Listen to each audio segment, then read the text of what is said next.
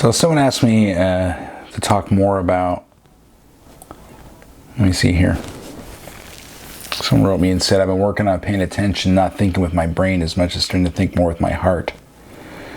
And then struggling with toxic people and still kind of falling for that trap that sometimes my head takes over. And so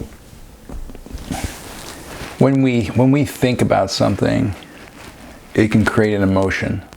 So for example, if I think about a spider crawling up my arm and I'm afraid of spiders, or if I think about what it's like to be in the dark and I'm afraid of the dark, or I'm claustrophobic and I think of tight spaces. Even if you look at movies, I mean, we emote at certain scenes when there's sad things happening, but it's just actors playing a part, but we still respond to it emotionally, which is evidence to me that we're responding to our imagination. That's the thing, our brain doesn't know the difference between a real problem and an imaginary problem, a problem that we're dealing with within our thinking. And so it responds to a situation in our thought, and that's what creates an emotion inside of us. So to ask, how do I control my heart or the things beyond that, it's not really about controlling your emotions. It's really hard to do. It's not impossible. That's what cognitive behavioral therapy is about. But we spend a lot of time trying to will our brain and the stories that we're committed to. And so to go beyond that, there's a place inside of you that's a feeling, not an emotion, but a feeling under your psychology. For those who have kids, ask someone who, if you don't, just ask someone who does, how much effort or logic or thinking it took to love their child. None.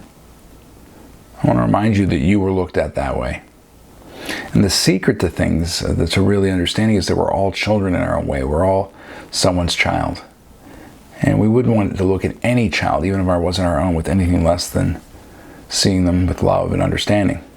And so that's kind of the secret, is that if we come from a place of understanding that's beyond our thinking, that's beyond logic, that there's a spot inside of you that knows exactly what to do and how to show up to take care of someone, especially in your family, that isn't about being right, it's about understanding and living.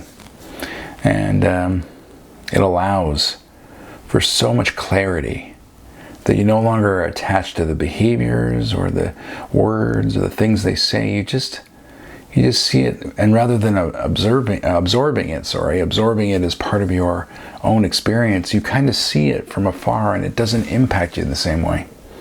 And you no longer have emotions about it because it just doesn't really matter. It's not about you. At least that's my experience. I used to try to flip the way I was thinking, and I tell stories about how to do that, and it can work. It can work for a while, but if you're in a spot where you're just not your very best, you're tired, or you're hungry, or you just had a long day, and then something pops up and catches you off guard, when you're in your middle of your day, it's just, you're trying to wrestle your own mind. And it's really, really tough to take the thing that's causing the problem and solve it. And so instead of working with my brain, I decided to work with something that was more powerful. And we say it's our heart, but it's not really our heart, because heart transplants have occurred and people never say, oh, I love someone completely different, or I'm a different person because you pulled my heart out of my body. What we're really saying is something more. There's a core energy inside of us that we can live in. And people describe it in different ways. And it's really tough, especially on camera, when you're not here, to try to have you experience that. Because there's a feeling that, for me, it stems out of my chest, across my chest, into my arms. I get goosebumps sometimes. Sometimes I just well up with tears, not from being sad, but just from being overwhelmed with this feeling inside of me that some people might use the word love or forgiveness, understanding, clarity, peace, service, I don't know, there's so many words we've used, but it's just really trying to put words on this incredible feeling that exists inside of us that's beyond our biology, that's beyond the thing that we think we need to use. And the brain is a wonderful tool when it comes to certain things, but when it's overworked, it can get out of control and create an imaginary thing and cause issues. I thought about doing this play. Steve Chandler's has a book called Time Warrior, and there's some really great pieces in there, but one thing he says talks a story about a man who's in a mental ward, and every day they bring him in to sit him down, and he starts drawing on a piece of paper with crayons. And within 20-30 minutes, the guy starts to panic and gets angry and frustrated and flips the table, and they sedate him and take him out of the room. And it's just a picture of he scared himself. That's why, and because there was a picture on his crayons that we're drawing with as a monster, as he drew a picture of a monster. And so this poor man scared himself with his crayons, with this monster he made. And then it's kind of funny at first, but then it happens again and again and again. And it happens like so many times that it drags on and is uncomfortable. And the moral of the story is that you're that man. Every day you wake up with a blank piece of paper given to you to create your day. And instead of crayons, you use your imagination to create a monster in your head that scares you and makes you react with emotions like anger. And there's no emotion until you tell yourself a story that's attached to that.